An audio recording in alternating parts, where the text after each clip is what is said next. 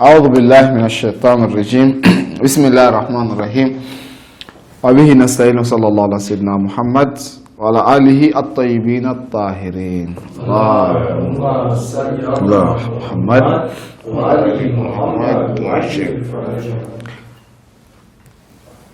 Au nom d'Allah, le tout miséricordieux, le très miséricordieux, paix et bénédiction sur le noble de ses créatures, le saint prophète Mohammed sallallahu alayhi wa sallam, sur sa sainte famille, ses vertus, compagnons, ceux ou celles qui seront savoir jusqu'au jour de la résurrection. Que Dieu nous aide, qu'il fasse de nous des musulmans vertueux, qu'il nous guide sans cesse sur le droit chemin. Alors, dans notre précédent cours, nous parlions de la justice divine. Et nous disions que la justice divine ou la justice fait partie des attributs d'Allah subhanahu wa ta'ala. Ceci étant, on devrait traiter ça parmi les attributs de Dieu. Pourquoi est-ce que ce sujet a été traité, n'est-ce pas, à part entière? Et nous avions dans le précédent cours dit que parce que c'est un sujet à polémique, c'est un sujet qui a causé vraiment beaucoup de polémiques parmi les grands savants ou les différentes écoles de théologie islamique.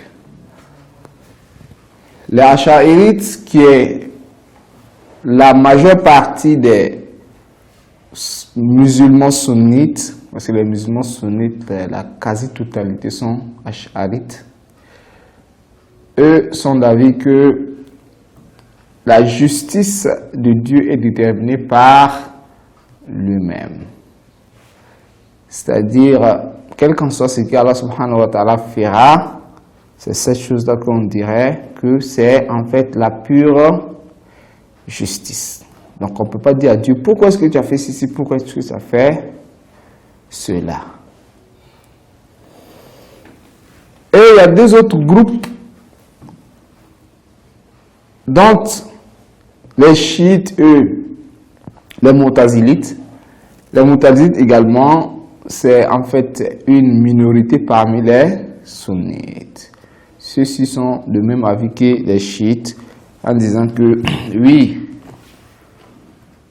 Allah subhanahu wa ta'ala est la balance, c'est vrai, mais Dieu qui est la balance ne se contredit pas lui-même.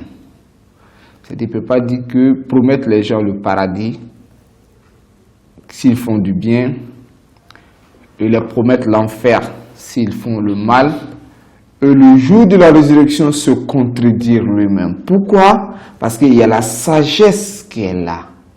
Une personne sage ne se contredit pas elle-même.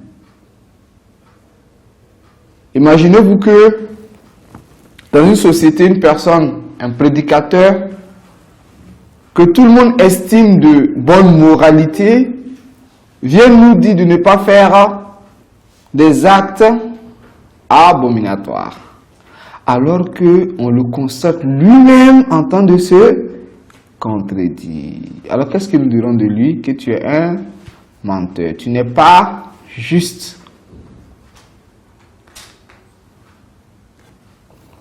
Alors est-ce que Dieu, dans sa nature, pourrait le faire?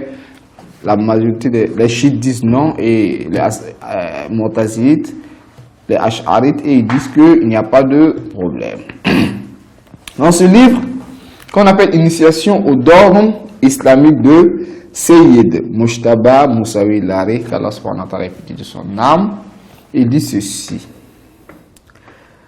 Avis des ash'arites. Parmi les écoles juridiques ayant exprimé une opinion sur les attributs divins, à raison de vicissitudes historiques ou vicissitudes historiques, il y a celle des Ash'arites qui s'est distinguée des autres par sa propre voie. Ainsi, les Ash'arites affirment que nous ne pouvons, en termes de justice, faire une évaluation du bien et du mal dans la mesure où il relève de la volonté de Dieu. Tout ce qui émane de la volonté de Dieu ou relève de la volonté de Dieu, nous ne pouvons pas dire que c'est juste ou ce n'est pas juste. Pourquoi? Parce que c'est lui qui est la balance. Ce genre de raisonnement superficiel qui révèle plutôt du sectarisme va à contraste de ces sciences islamiques, qu'elles soient intellectuelles ou transmises. Autre ce qui est rapporté dans la tradition prophétique. Le noble Coran recommande l'usage de la raison. La raison dit que deux choses contradictoires ne peuvent pas se réunir dans un même lieu. Il est là, il n'est pas là. Il est intelligent, il n'est pas intelligent. Au même moment, c'est pas possible. La raison n'accepte pas cela. Dieu ne peut pas dire que le mensonge de nature n'est pas bon. Le mensonge n'est pas bon alors que lui-même, il se contredit. Aussi, cette mise à l'écart de la raison pour distinguer le bien du mal a poussé les musulmans à refuter la thèse des Ash'arites qui est aux antipodes de la nature sacrée de la religion. Les gens, quand ils se retournent à eux-mêmes, disent que mais cela n'est pas vrai. Tu pourrais être un Ash'arite parce que tu suis, à cause du suivisme, tu dis oui, ce que Ash'arite dit c'est vrai. Mais dans la réalité, l'être humain ne pourrait accepter cela. C'est-à-dire la nature de l'être humain n'accepte pas ces approches. Avis des Ash'arites et des Mu'tazilites. À côté des Ash'arites, il y a les chiites et les Mu'tazilites de l'école sunnite qui considèrent que la justice est l'un des attributs divins et qui pensent que le bien et le mal sont relatifs aux actes. C'est-à-dire le bien et le mal est relatif aux actes. À travers l'acte, nous pouvons savoir si l'acte est bon ou mauvaise. Ce n'est pas forcément à travers l'auteur. Comme c'est... vous voyez souvent dans les... Nul est au-dessus de la loi, n'est-ce pas? Parce que même le président ou bien... comment on appelle...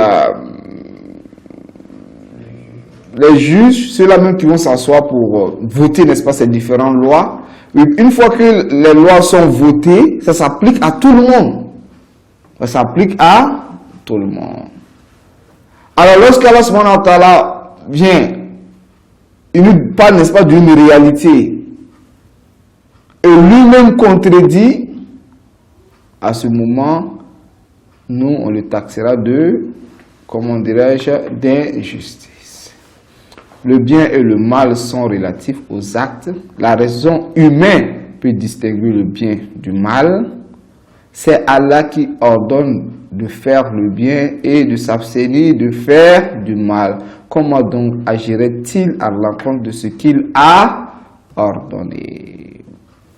Et maintenant, ici, on vient nous parler de la notion de la justice. La notion de la justice positionne d'une chose à sa juste place. Voilà, la définition, n'est-ce pas, de la justice, c'est positionner une chose à sa juste place, le non-recours à l'injustice, la prise en considération du mérite qui revient à chacun quant aux grâces divines accordées, l'abstention d'actes contraires à la sagesse et au bien. Souvent, on a l'impression de faire des erreurs dans la compréhension des textes. On fait souvent l'amalgame entre la justice et la similarité. On dit que Allah subhanahu wa ta'ala n'est pas juste. Pourquoi? Parce que si Dieu était juste, normalement, il allait faire de toute personne des scientifiques. Il allait faire de toute personne des personnes riches. Il allait faire de toute personne, c'est-à-dire on allait vivre au même niveau. Donc, si Allah subhanahu wa ta'ala ne nous a pas donné, donc il est injuste. Et cette notion-là même, on l'applique souvent, même dans notre vie quotidienne. On dit l'homme, quand il se marie avec deux femmes, il devrait être juste entre ces femmes. La justice, qu'est-ce que cela voudrait dire? tu donnes 10 000 à la première, donc tu devrais le mettre 10 000 à la seconde. Tu achètes un vêtement blanc pour la première, tu devrais faire autant pour la deuxième. Ça, c'est un faux calcul. Pourquoi c'est un faux calcul? Parce que si tu as deux femmes, l'autre de 1,50 m et l'autre de 2 mètres, quand tu vas acheter un vêtement, qu'est-ce que tu devrais faire? Soit tu achètes 2 mètres, ou bien 1,50 m, 2 2,50 m, ou bien 2 1,50 m, ou bien 2 2,50 m. Alors, qu'est-ce que tu achètes? Ou bien tu n'achètes pas. Parce que la similarité voudrait dire que ce que tu achètes pour tel, tu achètes la même chose pour l'autre. Bon, alors, moi, je suis face à un dilemme. Il y a l'autre qui fait 2,50 m, l'autre fait 2 mètres, l'autre fait 1,50 m. Alors, qu'est-ce que j'en achète alors? Soit je n'achète pas. Ou bien j'achète 1,50 m pour celle-ci, 2 mètres pour l'autre. Parce que c'est 2 mètres qui la convient. La justice voudrait que je donne toute personne ce qui le doit, son dû. C'est ça qui est la justice. La chose qui te convient, ça, le fait de te donner ce qui te convient, c'est ce qui est la justice. Mais la similarité, c'est dire que ce que je donne à temps voudrait que je donne la même chose à un autre. C'est différent. Donc la justice, c'est de donner à qui de droit son droit. Donner à chacun ce qui lui convient.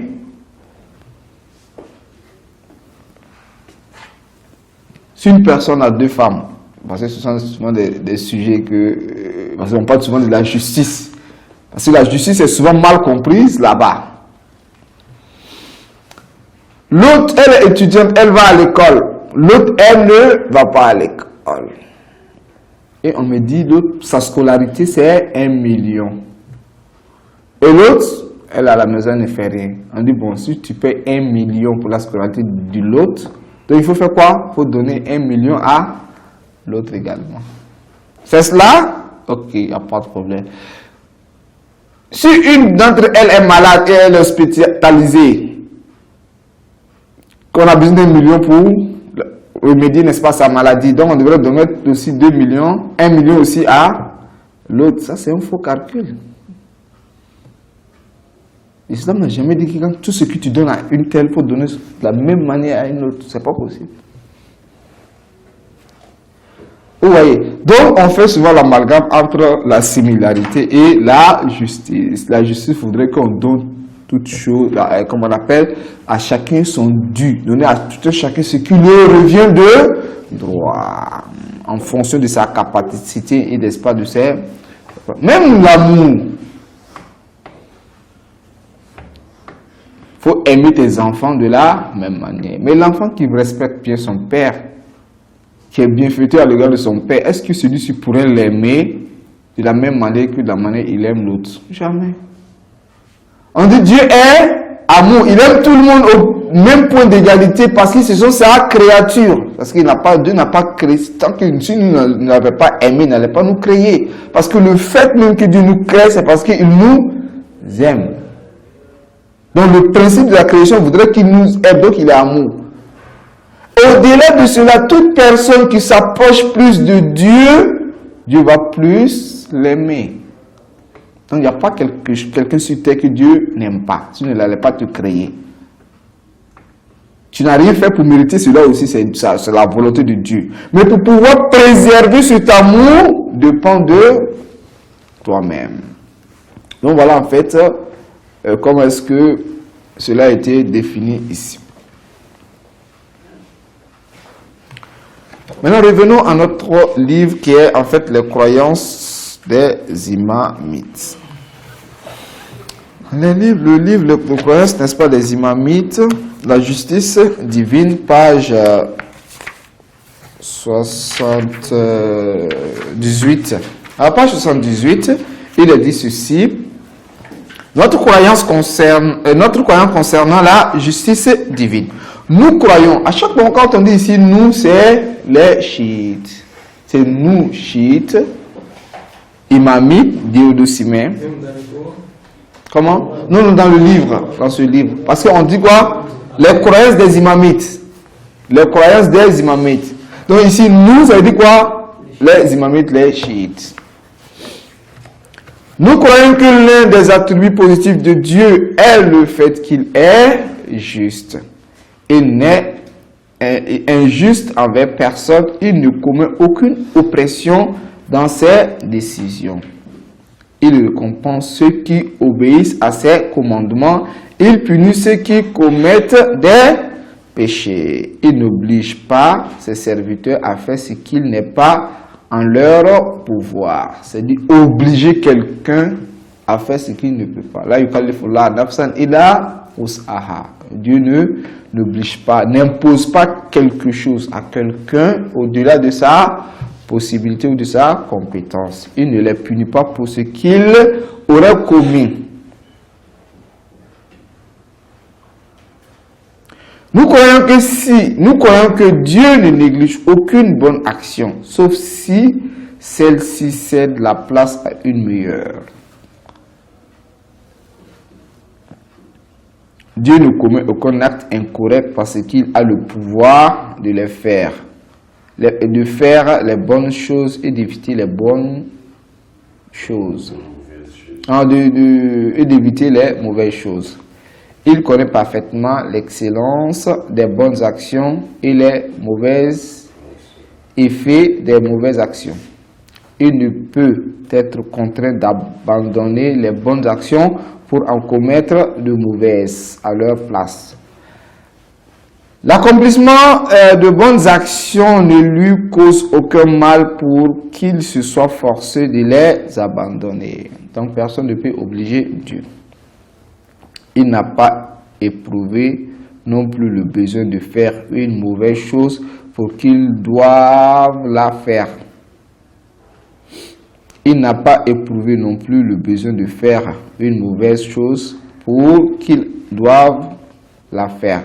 D'autre part, Dieu est sage et tous les actes sont systématiquement conformes à sa sagesse.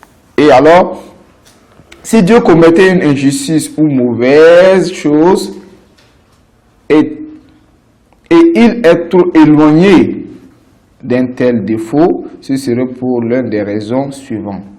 Soit parce qu'il ignorerait le mauvais aspect du mal, l'ignorance. Soit parce que tout en connaissant le mal, il serait contraint. Soit parce que tout en connaissant le mal et sans être contraint de le faire, il aurait quand même besoin. Soit parce que tout en commettant le mal et sans être contraint ni avoir besoin de le faire, il le ferait quand même par plaisir et absurdité. Donc voilà en fait les 4 éléments qui pourront amener l'être humain et quelqu'un à faire de l'injustice. Or, toutes ces suppositions qu'on attribue à Dieu sont impossibles, car pour qu'elles soient possibles, il faudrait supposer qu'il y ait une imperfection en Dieu, alors qu'Allah subhanahu wa ta'ala n'est pas imparfait, il est toujours parfait. Cependant, quelques sectes musulmans croient qu'il est possible que Dieu puisse faire le mal.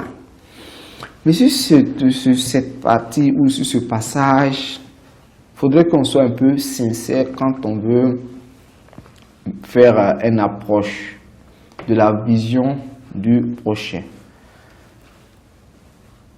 Ici, qu'est-ce qu'on dit? On dit cependant, quelques sectes musulmans croient qu'il est possible que Dieu puisse faire le mal.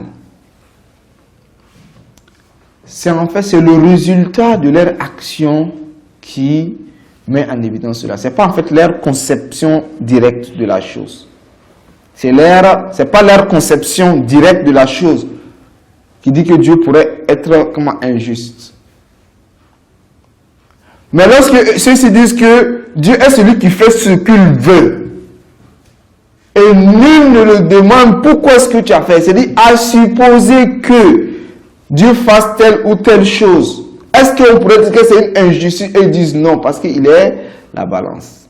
Cela ne voudrait pas dire que Dieu fait le mal, hein? Cela ne veut pas dire que Dieu est injuste, il dit à supposer. Dans la conception chiite et dans la conception moutazile, on dit que cette supposition n'existe pas sur Dieu. Ça n'existe pas. On ne peut pas supposer cela, que Dieu puisse faire le mal. Cette supposition n'existe pas. Pourquoi? Parce qu'il y a la sagesse qui bloque. Parce qu'un sage ne peut en aucun cas faire. Parce que quels sont les éléments, les motivations qui amènent à être injuste? On a cité, n'est-ce pas, ces 4 éléments. Chez eux, Dieu pourrait le faire. Et on lui pose la question, il dit, bon, c'est moi qui ai voulu ainsi. Dans la pensée conception chiite et Mutazile disent que cela n'est pas possible. Cela est imaginable dans la puissance de Dieu ou dans la sagesse de Dieu. De faire quelque chose, on lui demande, il dit que c'est moi qui ai voulu ainsi. Cette supposition dans la conception chiite n'existe pas. Mais chez les Mutazile et les Ash'arites, oui, ça existe. Donc, c'est, comment on appelle là, c'est une relativité dont leur propos, c'est pas réellement ce qu'ils veulent dire. Ils ne disent pas que Dieu pourrait être injuste ou que Dieu est injuste. C'est pas en fait cela.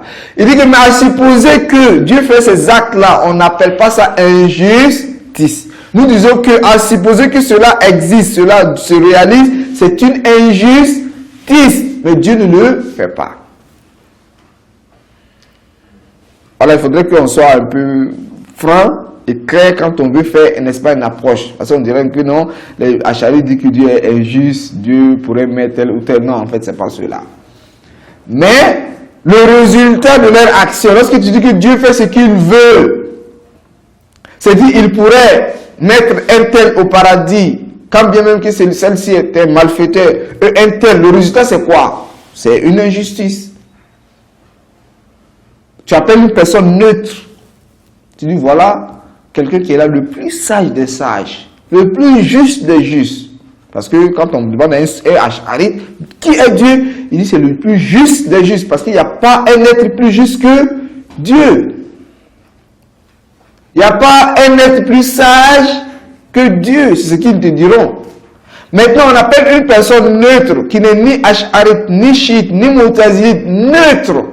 Tu lui poses la question, est-ce qu'une personne juste, sage, s'il promet à quelqu'un que si tu fais du bien, je te mets au paradis, tu fais du mal, je te mets en enfer, et que toutes les conditions sont réunies, et après cela, il met un tel en enfer, un tel au paradis, quand bien même celui-ci devrait mériter le paradis, c'est une injustice ou c'est une justice?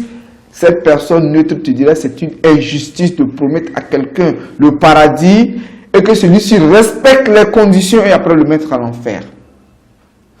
Une personne neutre, c'est ce qu'il te dira.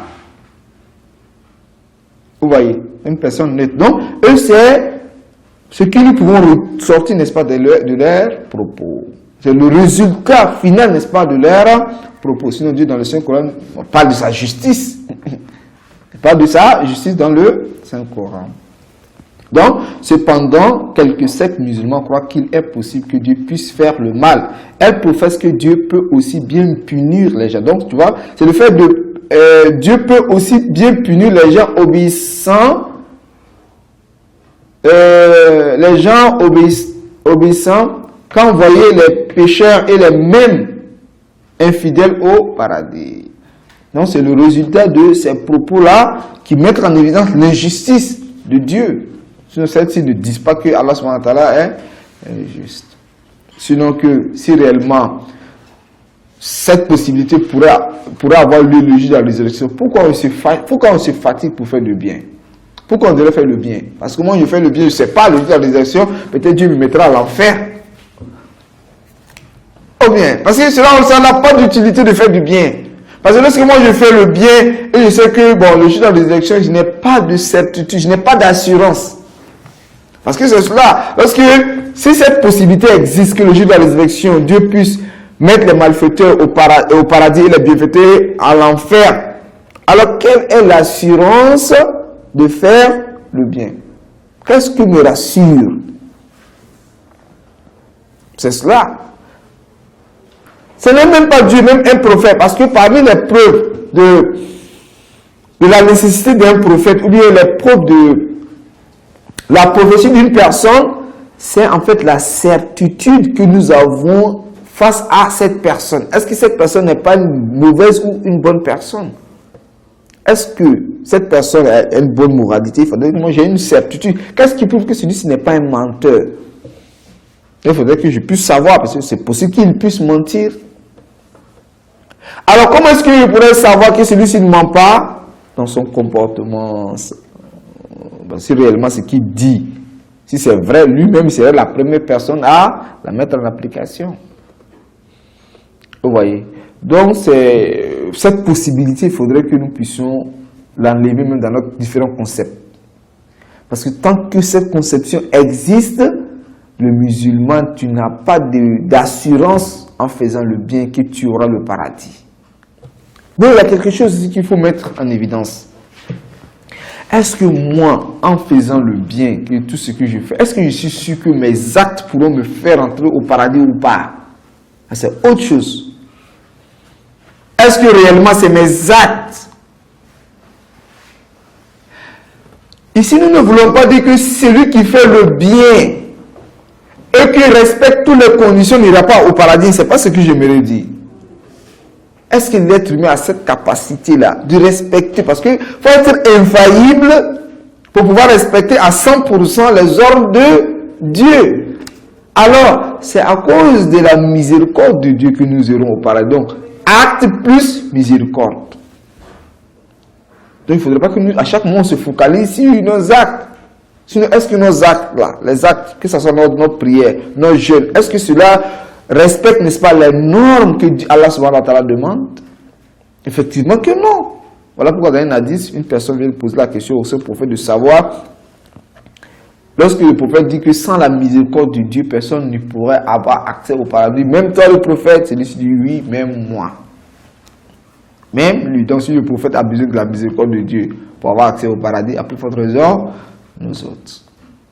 Parce que nous avons toujours besoin d'Allah. Donc, il ne faudrait pas qu'à chaque moment, on se glorifie, dit non, j'ai fait le bien. Combien de personnes font le bien et parlent aux gens? Ah, moi, aujourd'hui, j'ai fait un tel, j'ai fait un tel. Alors que Dieu dit que toute personne qui fait des choses, comme on appelle, qui se vante pour ses bonnes actions, ces actions sont vaines, sans avenir. Le jour de la résurrection, tu iras pensant que j'ai fait tel ou tel bien. Tu diras, ah, vraiment, c'est bien que tu as fait. Tu l'as laissé sur, comme on appelle, le bas monde. Alors, donc, je crois que le temps qui nous a été imparti est terminé. Alors, la justice divine viendra. Nous allons terminer, n'est-ce pas, le sujet dans notre second cours. Wassalamu alaikum wa rahmatullahi wa barakatuh.